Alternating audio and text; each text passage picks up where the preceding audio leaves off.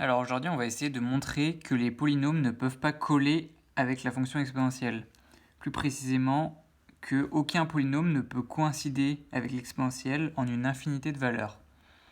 Donc comme d'habitude, je vous laisse chercher, mettre sur pause et revenir voilà, une fois que vous avez cherché au moins 5 minutes, sinon ça sert à rien. Donc en fait, ce qu'on montre, par exemple, si on regarde les développements limités, donc plutôt un équivalent pardon, de l'exponentielle en 0 avec une fonction polynomiale. On sait que l'exponentielle est équivalent à x plus 1 en 0. Ça veut dire que le polynôme x plus 1, il approche l'exponentielle au voisinage de 0. Donc si je trace l'exponentielle, à peu près comme ça, et la fonction x plus 1, bah, elles sont très proches au voisinage de 0. Mais en fait, cette approche, elle est juste ponctuelle. En fait, les fonctions, elles collent juste au point 0. Elles vont pas coller ailleurs. Elles peuvent pas coller sur tout un segment. Ça, vous pouvez vous en apercevoir si vous tracez à la calculatrice et que vous zoomez. Si vous zoomez suffisamment, vous allez arriver à quelque chose qui ressemble à ça. Hop, c'est juste un point en fait. C'est vraiment juste un point où elles vont coller. En fait, jamais, c'est l'objectif du problème, c'est de montrer que jamais avec un polynôme, on va pouvoir coller la fonction exponentielle sur plus qu'un point. On va pas pouvoir la coller on va pas pouvoir la suivre sur tout un segment. En fait, c'est parce que la fonction est par nature est complètement différente. Puisque la variable est à l'exposant, on ne pourra jamais reproduire son comportement juste avec des polynômes, donc juste avec des puissances de x. C'est pour ça qu'elle ne peut pas coïncider du tout. Donc il faut montrer que c'est pas possible qu'un polynôme coïncide. Donc on pense évidemment à un raisonnement par l'absurde. On va supposer que un polynôme coïncide en une infinité de valeurs et aboutir à une contradiction. On ne pourrait pas faire autrement, on ne pourrait pas directement dire soit un polynôme, montrons qu'il ne coïncide pas. Non, il faut supposer qu'il coïncide et arriver à un problème. Donc ce que je vais faire, c'est déjà je vais me donner une infinité de valeurs. Donc pour ça, je vais prendre une partie infinie de R, dans laquelle il y a donc une infinité de valeurs.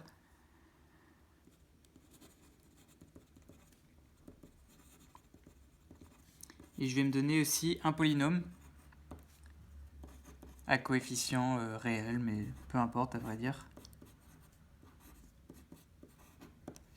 Et on va supposer donc par l'absurde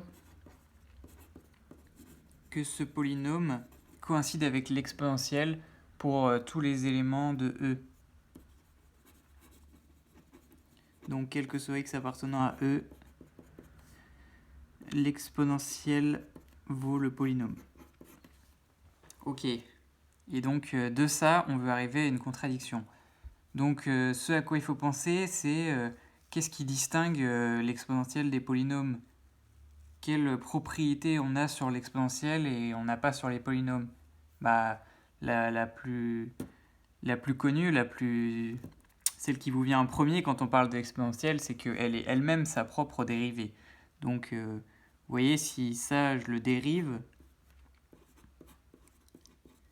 je retombe sur l'exponentielle, etc. Si je redérive, je retombe sur l'exponentielle. Alors qu'un polynôme, ça marche pas du tout comme ça. Vous savez qu'un polynôme, quand on le dérive, son degré diminue. Son degré diminue jusqu'à arriver à 0. Et donc là, on commence à comparer les dérivées de ces fonctions. Ça pourrait peut-être mener à une contradiction du genre... parce que vous savez que si deux fonctions sont égales, bien évidemment leurs dérivées vont l'être. Donc peut-être qu'on arrivera à égaliser... Là le problème quand même qu'on a, c'est qu'on n'a pas que les fonctions sont égales. On a qu'elles sont égales pour certains points. Mais peut-être qu'on va quand même réussir à égaliser leurs dérivées, pour certains points aussi. Et vous voyez qu'il va y avoir un problème si on arrive à égaliser la, la dérivée, une dérivée où on est allé chercher assez loin et on est arrivé à 0. Égaliser l'exponentielle avec 0, ça poserait problème. Donc c'est peut-être là-dessus qu'il faudra travailler pour aboutir à une contradiction. Mais le gros problème qu'on a, comme je disais, c'est que là on n'est que sur des points. Donc la grosse erreur qu'il faudrait surtout pas faire, c'est dériver cette expression sans trop se soucier de sur quoi elle est valable et directement dire, quel que soit x appartenant à E, l'exponentielle de x égale p' de x. Ça c'est absolument faux parce que E c'est pas un segment, c'est une partie infinie. Ça pourrait très bien être grand N par exemple. Bah, vous voyez que si on pourrait prendre un cas un peu bizarre, le polynôme il est égal exponentiel que pour des valeurs entières. Bah là, il n'y a aucun moment où il n'y a pas de raison que les dérivées soient égales. Vous voyez, quand deux fonctions coïncident en un point, les dérivées en ce point, elles sont pas égales. Donc ça c'est absolument faux. On peut dériver comme ça que sur un segment. Donc ça on oublie. Mais en fait on va quand même faire quelque chose qui ressemble, puisque on va utiliser une propriété qui n'est pas très connue, mais qui est plutôt simple. Je vais dire que c'est un lemme. Donc on va utiliser le fait que quand deux fonctions f et g coïncident en deux points, coïncident en A et B, bien leurs dérivées, elles vont coïncider aussi en un certain point entre A et B. Il existe C.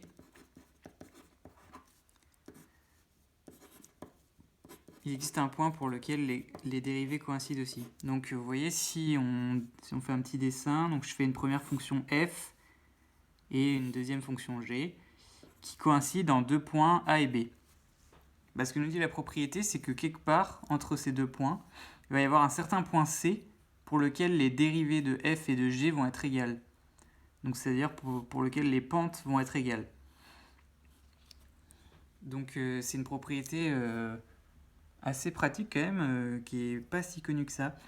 Donc pour comprendre un peu pourquoi c'est vrai, on peut se dire que si les dérivées si f' et g' ne sont pas égales, c'est-à-dire que au début par exemple il y en a une qui est plus grande que l'autre de dérivée. Par exemple au début il y a f' plus grand que g'. Mais elles doivent arriver au même point, les deux fonctions. Elles partent de A, donc on imagine elles partent de A et elles sont différentes, donc il y en a une qui démarre plus fort que l'autre, il y en a une qui augmente plus vite que l'autre, F croît plus. Sauf qu'elles doivent arriver au même point, B.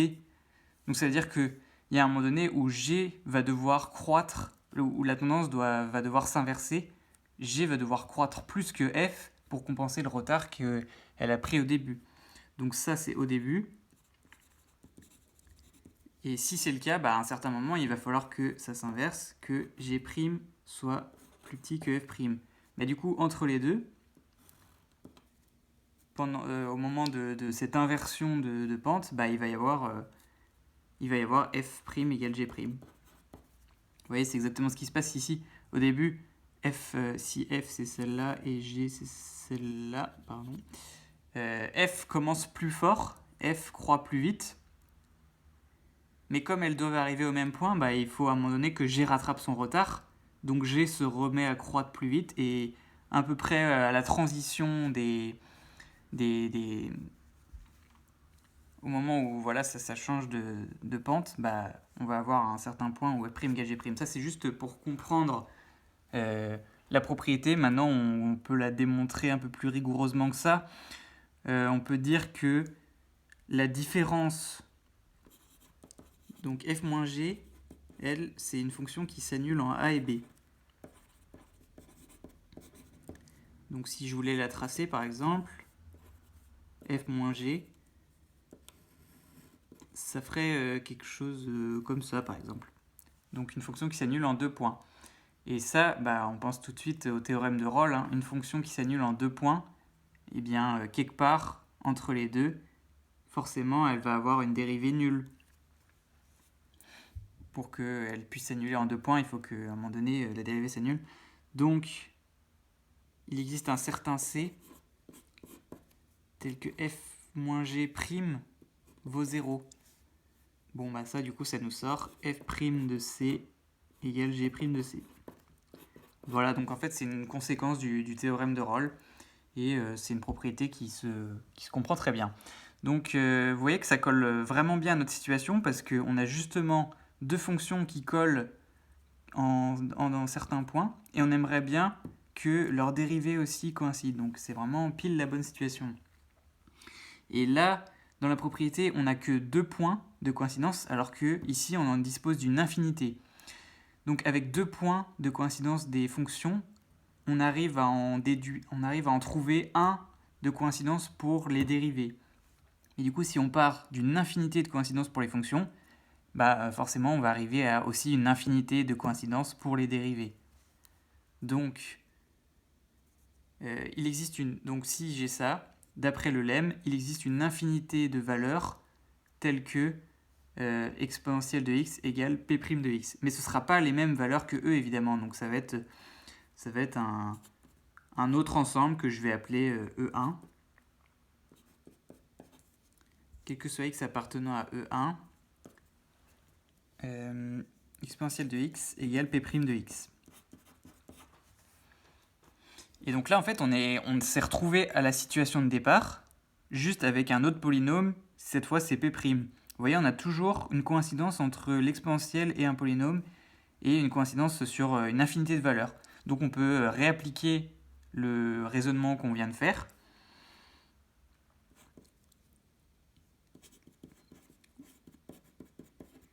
Donc on déduit de la coïncidence de ces 2 fonctions, on déduit la coïncidence sur une infinité de valeurs des dérivées.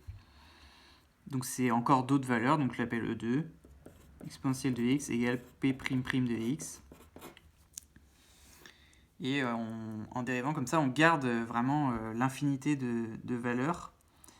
Et comme on va dériver un nombre fini de fois, parce que vous le sentez venir, on va dériver jusqu'à tomber à 0. On va le faire, on va dériver deg de p, degré de p fois. Et on va arriver à, pour tout x appartenant à E indice deg de p, l'exponentielle de x égale 0. Et vous voyez comme, parce que si on avait fait ce raisonnement-là, si on l'avait fait une infinité de fois, peut-être qu'on aurait perdu l'infinité de valeurs pour lesquelles ça coïncide.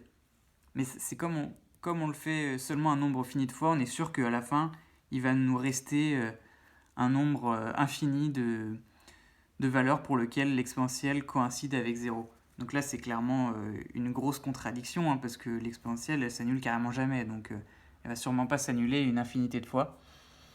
Donc là, je peux écrire contradiction. Et donc,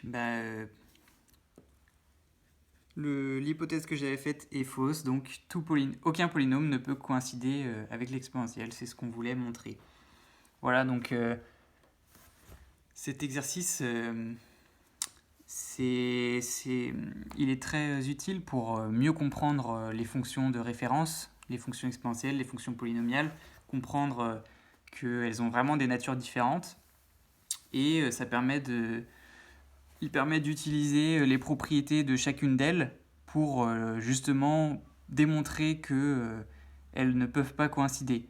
Elles ont des propriétés trop différentes pour pouvoir coïncider. L'exponentielle, c'est la même quand on la dérive. Un polynôme, non. Donc ça va être ce genre de propriétés qui nous permettent de montrer qu'elles ne peuvent pas coïncider.